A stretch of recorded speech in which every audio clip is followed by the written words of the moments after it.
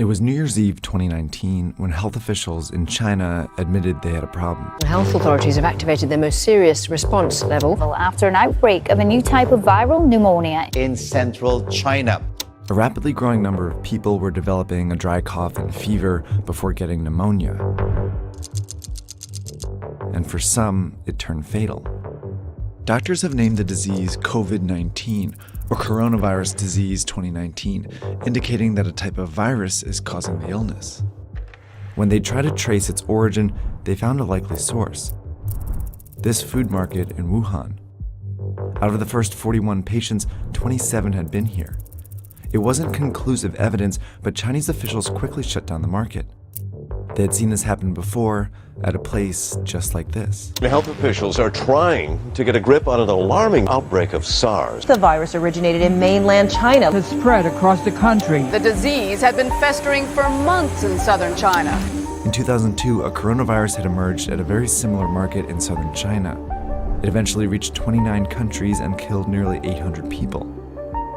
Now, 18 years later, this coronavirus is in at least 71 countries and has already killed over 3,100 people. So what do these markets have to do with the coronavirus outbreak, and why is it happening in China?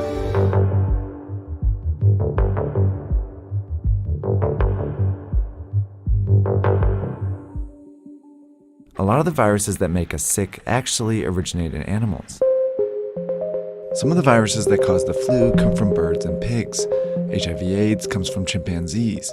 The deadly Ebola virus likely originates in bats. And in the case of the 2019 coronavirus, there's some evidence it went from a bat to a pangolin before infecting a human. While viruses are very good at jumping between species, it's rare for a deadly one to make this journey all the way to humans. That's because it would need all these hosts to encounter each other at some point. That's where the Wuhan market comes in. It's a wet market. A kind of place where live animals are slaughtered and sold for consumption. It was not a surprise at all, and I think that it was not a surprise to many scientists.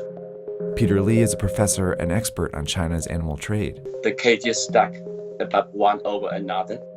Animals at the bottom are often soaked with all kinds of liquid, animal excrement, pus, blood, or whatever the liquid they're receiving from the animals above. That's exactly how a virus can jump from one animal to another. If that animal then comes in contact with or is consumed by a human, the virus could potentially infect them. And if the virus then spreads to other humans, it causes an outbreak.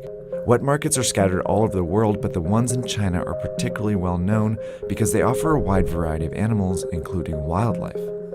This is a sample menu reportedly from the market in Wuhan. These animals are from all over the world, and each one has the potential to carry its own viruses to the market. The reason all these animals are in the same market is because of a decision China's government made decades ago. Back in the 1970s, China was falling apart. Famine had killed more than 36 million people, and the communist regime, which controlled all food production, was failing to feed its more than 900 million people. In 1978, on the verge of collapse, the regime gave up this control and allowed private farming. While large companies increasingly dominated the production of popular foods like pork and poultry, some smaller farmers turned to catching and raising wild animals as a way to sustain themselves. At the very beginning, it was mostly peasant household backyard operation of turtles, for example. That's how wildlife farming started to get off the ground. And since it started to feed and sustain people, the Chinese government backed it. So it was imperative for the government to encourage people to make a living through whatever productive activities they can find themselves in. You can lift yourself out of poverty. No matter what you are doing, that's okay. But then in 1988, the government made a decision that changed the shape of wildlife trade in China. They enacted the Wildlife Protection Law, which designated the animals as resources owned by the state and protected people engaged in the utilization of wildlife resources. That's one of the most devastating problems of the law, because if you designate the wildlife as a natural resource, that means it is something you can use for human benefits. The law also encouraged the domestication and breeding of wildlife. And with that, an industry was born. small local farms turned into industrial-sized operations. For example, this bear farm started with just 3 and eventually grew to more than 1,000 bears. Bigger populations meant greater chances that a sick animal could spread disease. Farmers were also raising a wide variety of animals, which meant more viruses on the farms. Nonetheless, these animals were funneled into the wet markets for profit. While this legal wildlife farming industry started booming, it simultaneously provided cover for an illegal wildlife industry. Endangered animals like tigers, rhinoceroses, and pangolins were trafficked into China. By the early 2000s, these markets were teeming with wild animals when the inevitable happened. The latest on the deadly SARS virus, the worldwide death toll up again today. China has reported more than 1,400 cases of infection nationwide. It is what health officials have feared all along. In 2003, the SARS outbreak was traced to a wet market here in southern China. Scientists found traces of the virus in farmed civet cats. Chinese officials quickly shut down the markets and banned wildlife farming. But just a few months after the outbreak, the Chinese government declared 54 species of wildlife animals, including civet cats, legal to farm again. By 2004, the wildlife farming industry was worth an estimated 100 billion yuan, and it exerted significant influence over the Chinese government. Wildlife farming industry was tiny in China's gigantic GDP, but the industry has enormous lobbying capability. It's because of this influence that the Chinese government has allowed these markets to grow over the years. In 2016, for example, the government sanctioned the farming of some endangered species like tigers and pangolins.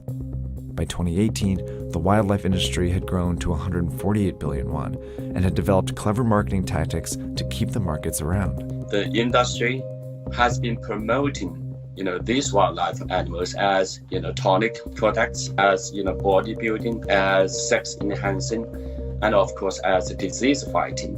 None of the claims can hold water. Yet these products became popular with an influential portion of China's population. The majority of the people in China do not eat wildlife animals. Those people who consume these wildlife animals are the rich and the powerful, a small minority. It's this minority that the Chinese government chose to favor over the safety of the rest of its population. These parochial commercial interests of small number of wildlife eaters are hijacking China's national interest. Soon after the coronavirus outbreak, the Chinese government shut down thousands of wet markets and temporarily banned wildlife trade again. Organizations around the world have been urging China to make the ban permanent. Chinese social media, in particular, has been flooded with petitions to ban it for good this time. In response, China is reportedly amending the wildlife protection law that encouraged wildlife farming decades ago. But unless these actions lead to a permanent ban on wildlife farming, outbreaks like this one are bound to happen again.